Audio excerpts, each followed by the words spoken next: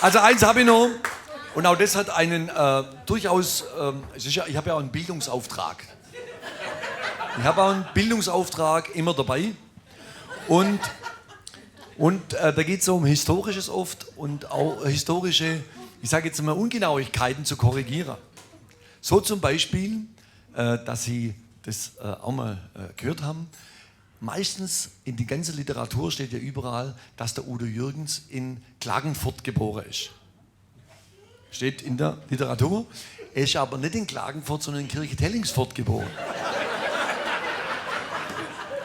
Und das wissen die wenigsten. Sie gehören jetzt dazu.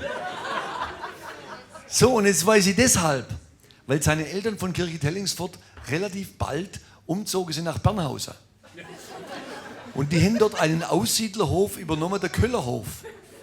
Wirklich wahr. Und der Köllerhof ist ziemlich groß und ja, einfach ein reicher, großer Hof. So, jetzt hat der Udo Jürgens, ich habe den kennengelernt, da war er 13, 14, haben wir uns kennengelernt in Bernhausen.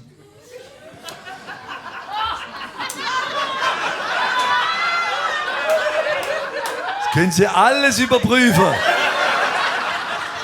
Aber besser wäre, Sie lassen es.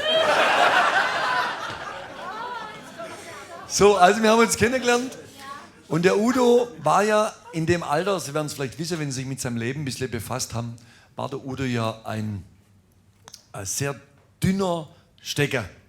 Also wirklich sehr dünn, abstehende Ohren gehabt, also in der Zeit keine Schönheit. Und der Udo hat sehr große Schwierigkeiten gehabt, eine Freundin zu finden. Also hat er mich gefragt, ich habe mich da besser auskennt.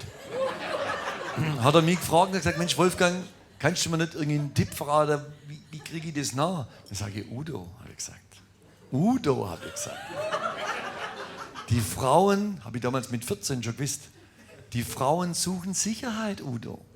Und du hast doch Sicherheit, du kannst doch mit dem Köllerhof, kannst doch du wirklich, ich will nicht sagen angeben, aber da kannst du punkten. Mit dem Reichtum deiner Familie. Du musst, die Frauen wollen Sicherheit. Die wollen nicht dein Geld, aber wollen sicher aufgehoben sein.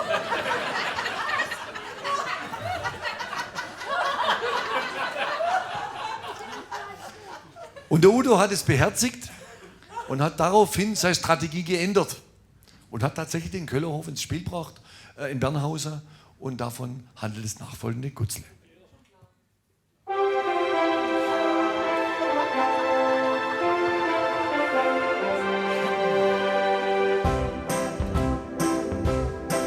Ich bin vom Köllerhof, der schreit dort Triebe, der mit dem großen Baum, aha, aha, und es gehört alles uns, nicht übertrieben, bis nun zum Wald, so weit es ist, 17a, wunderbar, heißer kehret mir, 17